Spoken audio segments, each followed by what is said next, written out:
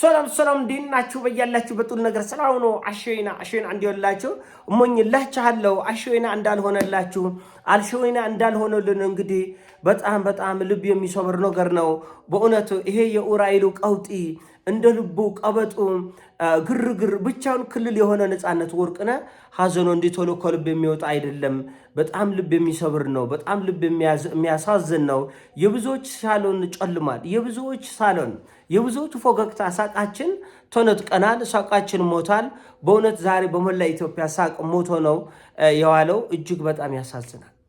እጅግ በጣም በእርግጥ ከኖር አይቀር እንደ ነፃነት ወርቅነህ የሚባልለት በእውነት ጥርት ኩልል ጽድት ያለ ህይወት የነበረው ለብዙዎች አርያ የሚሆን ብዙ መጽሐፍቶች የሚጻፉለት ብዙ ታሪኩን ለትውልድ የሚነገር እጅግ በጣም ልዩ ባለ አእምሮ ሰው ነው። እጅግ በጣም ጥበበኛ ነው ሰው። ማስታወቂያው ያስቃል፣ ቲያትሩ ያስቃል፣ ቃለ ምልልስ ያስቃል፣ ታሞ ህመሙን ሲናገር ያስቃል።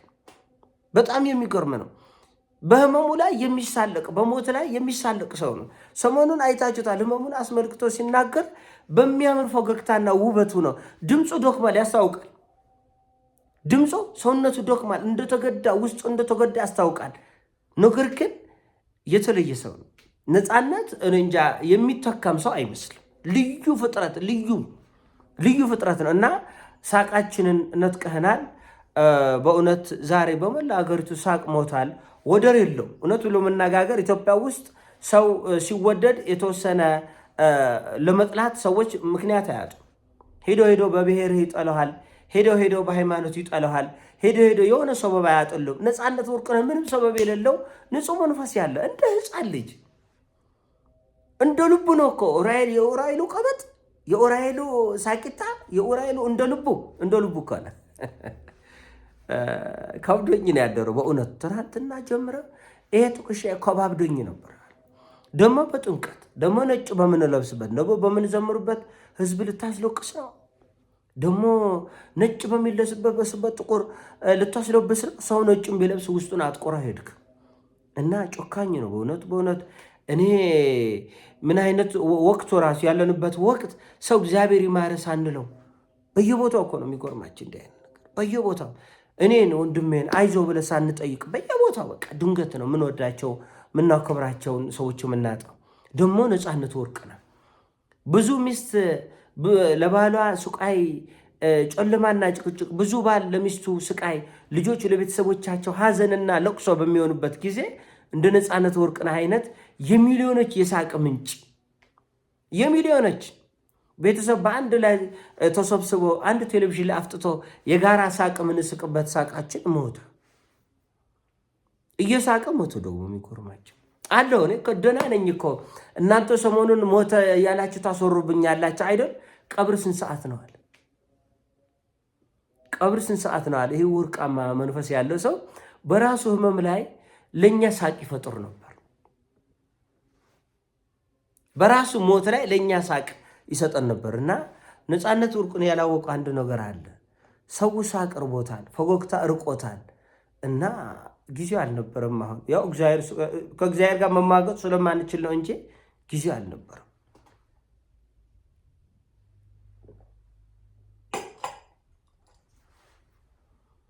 ህዝባችን በብዙ ነገር ደክሟል።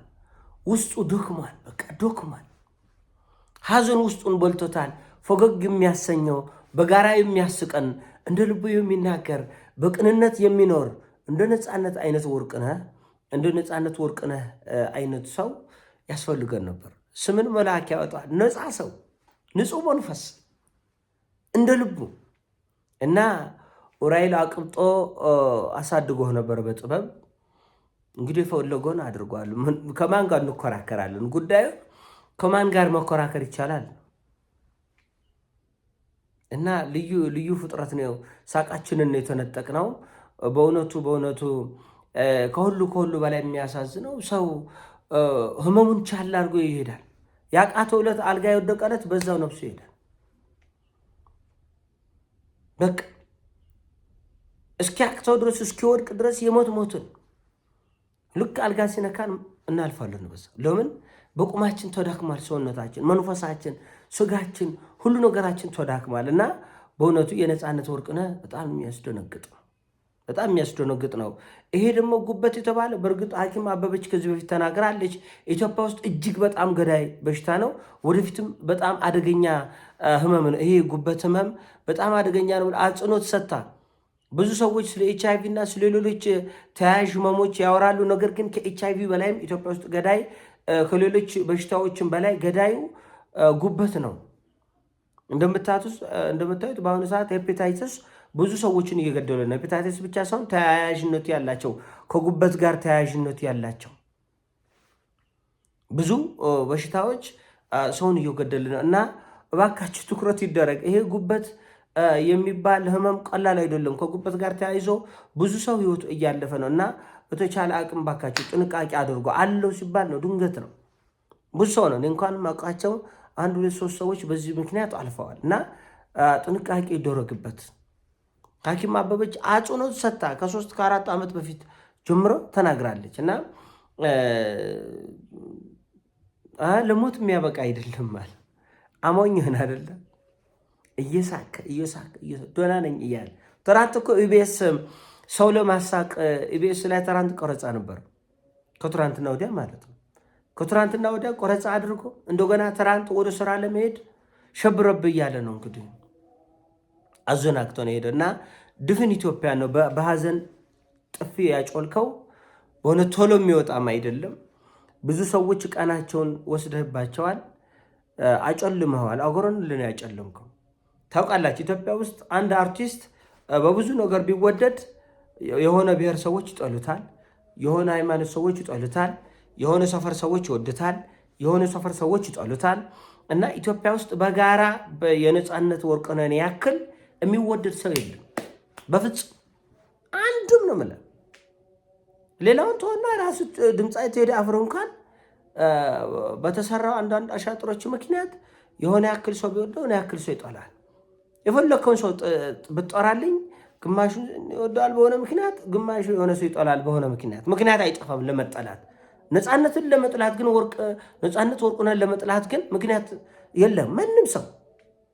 ምናልባት የአእምሮ መታወክና የበሰበሰ የአስተሳሰብ ማንነት የሌለው ሰው በስተቀር ነፃነትን ለመጥላት ማንም ሰው ቅንጣት ታክል የሰናፍጭ ቅንጣት ታክል ምክንያት አያገኝም። እና ይብላኝ ለእኛ ነው ሳሎናችን ለጨለመ፣ ፈገግታችን ለተነጠቀን፣ ሳቃችን ለሞተብን ለእኛ ይብላኝ እንጂ እሱማ በእግዚአብሔር እቅፍ ነው ያለ ንጹህ መንፈስ ያለ ሰው፣ ሰውን የሚወድ ሰው፣ ሰውን የሚያከብር ሰው፣ በሰዎች ደስታ የሚደሰት ፍጥረት እግዚአብሔር እኮ አይጠላም። እና ደግሞ በጣም ትንሽ ልጅ ነው 43 ዓመት ማለት አላቅም እንግዲህ ምናልባት አሁን ከኛ ጋር ራሱ ያለው 8 ዓመት ምናምን አካባቢ ልዩነት 9 ዓመት እንደዛ አካባቢ ነው። 9 ዓመት ልዩነት ነው። ትልቅ እድሜ ነው የሚመስለን እኛ እንግዲህ ልጅነታችንን ያደመቀ ነው። ልጅነታችን ወጣትነታችንን ያደመቀ ያሾበረቀ ነው። ወጣትነታችን ያሾበረቀ ለብዙዎቻችን ፈገግታ የሰጠ መላ ኢትዮጵያን በሳቅ የሞላ በመላ ዓለም የሚወደድ ያለምንም እንከን አትሰማም። የሆነ ፖለቲካ ውስጥ የሆነ ነገር ሲፈተፈት አታየው። የሚመለከተው ጉዳይ ላይ ይመጣል፣ ሳቅ ይዘራብሃል። ቀልዶቹ ሁሉ እውቀት አለ ውስጣቸው፣ ጥበብ አለ ውስጣቸው፣ ትዝብት አለ ውስጣቸው። ይወጋሃል፣ ይኖቅርሃል። ተው ተመለስ። በጣም ቁም ነገረኛ ነው። በነገራችን ላይ አብዛኞቹ የሰራቸው ፊልሞች ስታያቸው፣ የሰራቸው ቲያትሮች ስታያቸው ኪስ የሚሰጡ ናቸው። የሚያርሙ፣ የሚያስተካክሉ፣ የሚወቅሱ እና ግንትር ለምንል ድርቅርቅ ብለን በመሀይምነት ውስጥ ለተቸነከርን ሰዎች ፈውስ የሚሆን ነበር ንግግሩ በሙሉ። እና ሙዚየም ነው፣ መጽሐፍ ነው የተቃጠሉ። ብዙ መጽሐፍቶች አንድ ቀን ነው ነዶ ያደሩት። ነፃነት መጽሐፍ ነበር፣ ትልቅ ሙዚየም ነበር።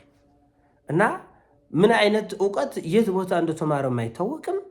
ሙልት ያለ እና የኡራኤሉ ሳቂታ ግርግር ክልል ነው፣ ብቻውን ክልል የሆነ ሰው ነው። ምንም ማድረግ አይቻልም። መላ አገሪቱን ደግሞ ሰሞኑንም አቅለብልቦን ነበር እንጂ የዚህ አይሾ ስፒድን ጉዳይ ተመልክቶ ከልኩ በላይ ስንገለፍጥ ነበር። ይሄ እንደታዘዘልን አላወቅንም። ያሳዝናል። እግዚአብሔር ነፍሱን በአጸደ ገነት ያሳርፍልን። ለቤተሰቦቹ ቤተሰቡ መላ ኢትዮጵያ ቤተሰቡ ነው። እሱም ለመላ ኢትዮጵያ መጽናናት እንመኛለን። ነፍስ ይማር ለማለት እንወዳለን። ወንድማችን እኔ ይህን ያህል እወደው እንደነበርም አላወቅኩም። በጣም ነው የከበደኝ። መልካም ቀን ይሁንላችሁ። እወዳችኋለሁ።